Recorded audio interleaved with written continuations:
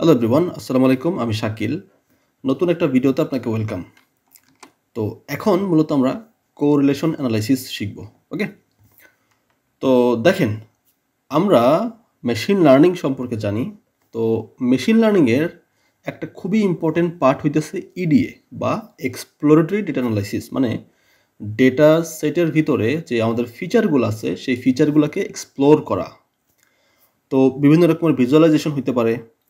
তারপর এখানে কোন ফিচারের সাথে কোরিলেশন কেমন সেটা আমরা ফাইন্ড আউট করি। তো কারণ এটা ভেরি ইম্পর্ট্যান্ট যে যখন আপনি একটা ফিচারের সাথে একটা ফিচারকে কোরিলেশন বের করতে পারবেন, সেটা কি পজিটিভ নাকি নেগেটিভ নাকি কোনো কোরিলেশন নাই, তারপর বেচ করে আপনি অনেক ডিসিশন নিতে পারেন। ওকে, তার উপর বেচ করে আপনি ফিচার সিলেকশন করতে পারেন। যদি কোনো মাল্টি কোলিনিয়ারিটি প্রবলেম থাকে সেটাকে আপনি হ্যান্ডেল করতে পারেন।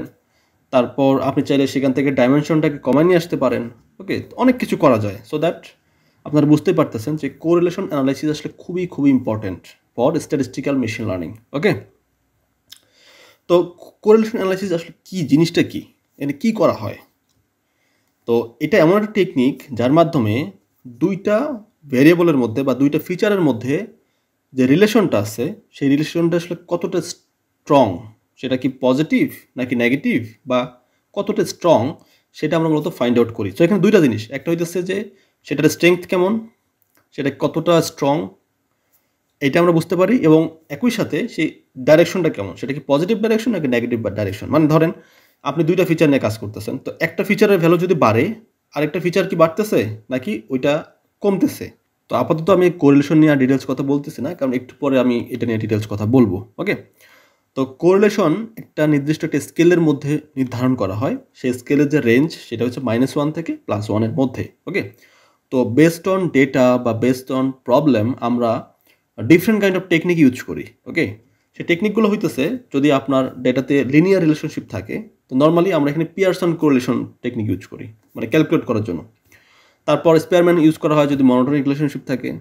তো মনোটনিক কী জিনিস, এটা হইতেছে যে ধরেন আপনার হয়তো বাড়তেছে, বাট এটা বিষয়টা এরকম না যে একটা নির্দিষ্ট কোনো একটা রিলেশনশিপ ফলো করতেছে না, হয়তো একটু আস্তে আস্তে বাড়তেছে আবার, ওকে, বা কমে গেছে। সো এটা হইতে পারে। তো এটা আসলে এটাকে বলা হয় মনোটনিক। তারপর হইতেছে আমরা যদি অর্ডিনাল ডাটার জন্য ইউজ করি, তাহলে আমরা ক্যান্ডেল ট্রাউ ইউজ করতে পারি। ওকে, সো এগুলো হচ্ছে different kind of technique, but আমি মোস্টলি কথা বলবো পিয়ারসন কোরিলেশন নিয়ে। ওকে, তো আমি যেমনটা বলছি যে -1 থেকে +1 এই রেঞ্জের মধ্যেই আমরা একটা ভ্যালু পাবো।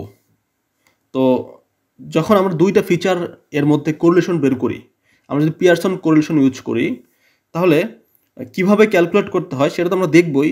বাট এই যে -1 থেকে +1 যে রেঞ্জের মধ্যে ভ্যালুটা দিচ্ছে, এর একটা তো নির্দিষ্ট একটা ইন্টারপ্রিটেশন আছে, তাই না? আমরা কীভাবে এক্সপ্লেইন করব?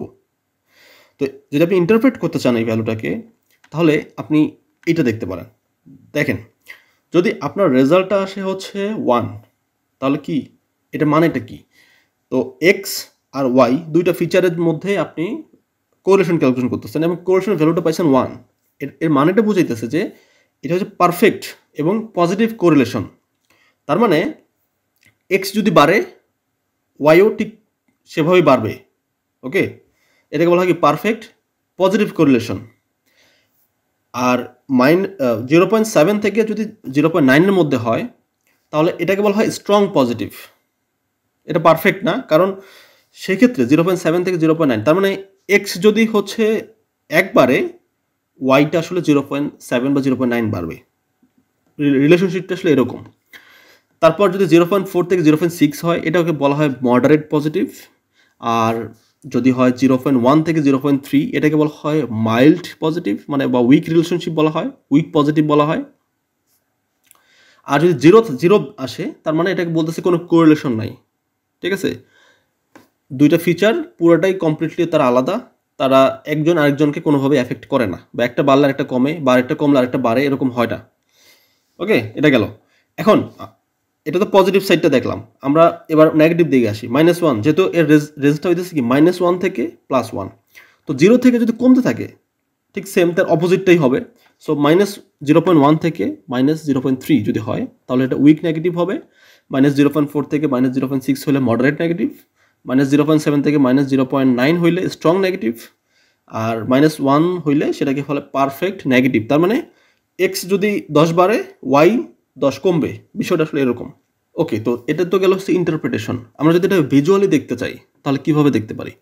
ভিজুয়ালি দেখা পসিবল। তো দেখেন এখানে দুইটা আমি স্ক্যাটার প্লট রাখছি জাস্ট 2 ডাইমেনশন ডাটার জন্য।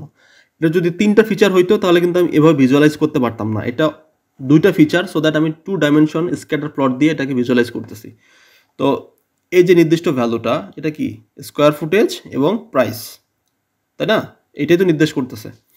তো দেখেন এখানে কি এই ভ্যালুটা দেখেন, স্কোয়ার ফুটেজ যত, প্রাইস হইতেছে এত। এখন যখন স্কোয়ার ফুট বাড়তেছে প্রাইসও কিন্তু বাড়ছে, এগুলো কিন্তু বাড়তেছে, মানে একদম অ্যাকুরেটলি না বাড়ুক বাট মোটামুটি কিন্তু সবাই বাড়তেছে। বিষয়টা এরকম না যে স্কোয়ার ফুটেজ বাড়তেছে আর একটা ভ্যালু কমতেছে, বিষয়টা এরকম না। তো এটাকে বলা হয় কি লিনিয়ার রিলেশনশিপ। এটা ক্যালকুলেট করলে আমরা বুঝতে পারবো যে এটা আসলে কতটা পারফেক্ট। বাট আমরা দেখে বুঝতেছি কি এখানে একটা পজিটিভ রিলেশনশিপ আছে। বাট হোয়াট অ্যাবাউট দিস, এটাকে কি বলবেন? এটাকে লিনিয়ার রিলেশনশিপ না। তার কারণ কি, এইটুকু জায়গায় দেখেন, এই পর্যন্ত দেখেন এক্স বাড়তেছে, ওয়াইও বাড়তেছে, ভালো কথা, এই পর্যন্ত বাড়ছে। বাট আরও যখন বাড়তেছে এইটু জায়গায় দেখেন এটা কিন্তু কমতেছে, মানে কম্পারেটিভলি কিন্তু নিচের দিকে নামতেছে। ঠিক আছে, এটা কিন্তু নিচের দিকে নামছে এদিকে। তার মানে কি হলো, এইটু জায়গায় বাড়তেছে আবার এইটু জায়গায় কি কমতেছে। তো এটাকে বলা হয় non linear relationship. This is not linear, this is non linear. তো এখানে কিন্তু আমরা পিয়ারসন কোরিলেশন অ্যাপ্লাই করতেছি না। তার কারণ কি, এখানে কিন্তু নন লিনিয়ার। আমরা এটা শুরুতেই বলছিলাম যে যদি এটা লিনিয়ার রিলেশনশিপ হয় সেক্ষেত্রে আমরা এটা পিয়ারসনটা ক্যালকুলেট করতেছি। ওকে, সো এখন আমরা এই সিচুয়েশনে কি করব? This is the important thing. যদি আমাদের লিনিয়ার রিলেশনশিপ থাকে তাহলে আমরা এখানে লিনিয়ার রিগ্রেশন ইউজ করতে পারি। সেটা হতে পারে 2টা ফিচার, হতে পারে 3টা, 4টা, 5টা, 10টা, যা হোক সমস্যা নেই। বাট ডেটাতে যদি আপনার লিনিয়ার রিলেশনশিপ না থেকে যদি থাকে সেটা নন লিনিয়ার, তাহলে আমরা লিনিয়ার রিগ্রেশন সেখানে ইউজ করতে পারবো না। আমরা কি ইউজ করবো সেক্ষেত্রে আমরা ইউজ করবো পলিনোমিয়াল রিগ্রেশন উইথ ডিগ্রি। এখন ডিগ্রি 2 হইতে পারে, 3 হইতে পারে, 4 হইতে পারে, 5 হইতে পারে। এটা ডিপেন্ড করবে ডেটার যে চেহারা তার উপর। বাট সেখানে আমরা লিনিয়ার রিগ্রেশন ইউজ করব না। এই ধরনের ডেটার ক্ষেত্রে আমরা লিনিয়ার রিগ্রেশন ইউজ করবো না। যদি করি আমরা ভালো রেজাল্ট পাবো না। এখানকার অ্যাপ্রোপ্রিয়েট যে ইনফরমেশন সেটা ক্যাপচার করতে পারবে না লিনিয়ার রিগ্রেশন। ওকে, তো এটা আপনাকে মাথায় রাখতে হবে। সো এটা তো গেল হইতেছে মাত্র লিনিয়ার এবং নন লিনিয়ার। এখন আমরা যদি আরও ডিটেলসে দেখি, এটাকে আমরা কি বলতেছি? এটাকে বলতেছি পজিটিভ লিনিয়ার। তার কারণ কি এক্সও বাড়তেছে, ওয়াইও বাড়তেছে এবং খুব ভালোভাবে বাড়তেছে। আর এটা কি নেগেটিভ লিনিয়ার, মানে এক্স বাড়তেছে, ওয়াই কমতেছে। এখানেও কিন্তু লিনিয়ার রিলেশনশিপ আছে, বাট এটা হচ্ছে কি নেগেটিভ, হইতে পারে -1 এর কাছাকাছি কোনো একটা ভ্যালু আসবে। আর এটাকে বলা হয় কি মনোটোনিক, এক্স বাড়তেছে, ওয়াইও বাড়তেছে, বাট এটা নির্দিষ্ট কোনো একটা সিকোয়েন্স ফলো করতেছে না, এটা হঠাৎ করে এখানে বেড়ে গেছে। ওকে, তারপর এটাকে কি বলা হয়? এটাকে বলা হয় নন লিনিয়ার। যেমন দেখেন একটু বাড়ছে, আবার এদিকে কমছে, আবার বাড়তেছে, আবার কমতেছে, এটাকে বলা হয় কি নন লিনিয়ার।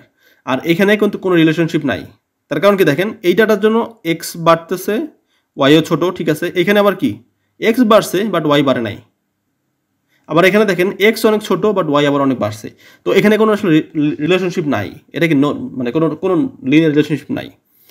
ঠিক সেম এইখানেও দেখেন একটা নির্দিষ্ট এক্সও বাড়তেছে, ওয়াই মানে এক্স যেই লাইনে আছে ওয়াইও একই অবস্থায় আছে। তো এখানেও কিন্তু কোনো রিলেশনশিপ নাই। ঠিক আছে, সো এই দুইটা আসলে কোনো রিলেশনশিপ নাই। সো দ্যাট আপনি যদি ক্যালকুলেট করেন দেখবেন যে 0 আসছে। বাট এইটা আর এটা যদি ক্যালকুলেট করেন তাহলে দেখবেন যে আপনি একটা পজিটিভ 1-এর কাছাকাছি কিছু একটা পাবেন। আর এখানে মনোটোনিক যদি রিলেশনশিপ থাকে সেক্ষেত্রে তো আমি বললাম সেখানে ডিফারেন্ট টেকনিক আমি বললাম, স্পেয়ারম্যান আছে। ঠিক আছে, তো এভাবে আপনারা এগুলো ক্যালকুলেট করতে পারেন। এখন যদি আপনি পিয়ারসন কোরিলেশন কোএফিসিয়েন্ট দিয়ে ক্যালকুলেট করতে চান তাহলে কীভাবে করবেন? তাহলে ফর্মুলা হচ্ছে এইটা। সাপোজ আপনার কাছে 2টা ফিচার আছে, 2টা বা 100টা থাকতে পারে, বাট আপনি যখন ক্যালকুলেট করবেন তখন সাধারণত 2টা ফিচারের মধ্যেই ক্যালকুলেট করা হয়।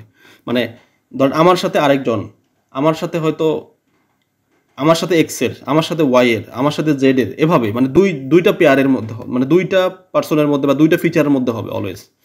তো দেখেন এখানে এক্স কি, এক্স হইতেছে একটা নির্দিষ্ট ফিচার, ওয়াই হইতেছে আরেকটা নির্দিষ্ট ফিচার। এই দুটোর মধ্যে আমরা কোরিলেশন বের করব। তো যদি বের করতে চাই তাহলে এইটা হচ্ছে সূত্র। ঠিক আছে, এখানে এক্স নির্দিষ্ট একটা ভ্যালু আর এক্স বার হইতেছে ওই এক্সের মিন। আমি যদি এক্সকে ধরি হচ্ছে সাইজ, তো এখানে টোটাল আমার এখানে স্যাম্পল আছে 3টা। সো দ্যাট এই কাজগুলো 3 বার করতে হবে, 3 বার, এটা প্লাস আরেকটা স্যাম্পলের জন্য, প্লাস আরেকটা স্যাম্পলের জন্য, এভাবে, যেহেতু সামনে সামেশন আছে। ওকে, তো এভাবে আমরা মূলত ক্যালকুলেট করব। ক্যালকুলেট করার পরে আমরা যে রেজাল্টটা পাবো, সেই রেজাল্টটা যদি পাই হইতেছে +1, তার মানে পারফেক্ট পজিটিভ কোরিলেশন। যদি পাই 0.7 থেকে 9, তাহলে স্ট্রং পজিটিভ। ঠিক সেমভাবে আমরা দেখব যে কোন ধরনের রিলেশনশিপ আছে। যদি পারফেক্ট পজিটিভ বা নেগেটিভ আসে, তাহলে আমরা সেখানে বুঝবো সেটা হচ্ছে কি লিনিয়ার রিগ্রেশনের জন্য পারফেক্ট একটা ডাটা সেট। যদি লিনিয়ার রিলেশনশিপ না থাকে, তার মানে এখানে সমস্যা আছে, এখানে অন্য কোনো কিছু আমাদেরকে অ্যাপ্লাই করতে হবে বা পলিনোমিয়াল রিগ্রেশন ইউজ করতে। তো এই বিষয়টাই আসলে আপনাদের ক্লিয়ার করার কথা ছিল আজকে আমার। তো এখন আপনি যদি এরকম একটা ডাটা সেটের ভিতরে লাইক আপনার কাছে 2টা বা 4টা বা 5টা ফিচার আছে, এখন আপনি একটা ফিচারের সাথে আরেকটা ফিচারকে ক্যালকুলেট করছেন কোরিলেশন করার পরে, আপনি যখন কোরিলেশনের একটা টেবিল তৈরি করবেন, সেই টেবিলটা দেখতে কেমন হবে? দেখতে হবে এরকম, মানে অলওয়েজ হবে স্কোয়ার। কারণ কি, হাউসের মানে নিজের সাথে নিজের কোরিলেশন অলওয়েজ 1, মানে আমার সাথে তো আর আমার কোনো মানে কোনো কিছু পরিবর্তন নাই, তাই না? সো দ্যাট এটা 1। হাউসের সাথে যখন আপনি স্কোয়ার ফিট কলামের করবেন, তখন ফর এক্সাম্পল 0.88 আসছে, তার মানে কি এটা স্ট্রং পজিটিভ। তারপর হাউস প্রাইসের সাথে আপনি নাম্বার অফ রুমের করছেন, তাহলে 0.75, এটাও একটা স্ট্রং পজিটিভের মতোই। তারপর হাউস প্রাইসের সাথে এজ অফ হাউস এটা করছেন, এটা হচ্ছে নেগেটিভ, মানে হাউস প্রাইস কমে, যদি যত এজ বাড়বে হাউস প্রাইস কমবে, বিষয়টা হচ্ছে এরকম। ঠিক সেম স্কোয়ার ফিট সাইজ কত, তার সাথে হাউস প্রাইসের একটা পজিটিভ স্ট্রং কোরিলেশনশিপ আছে।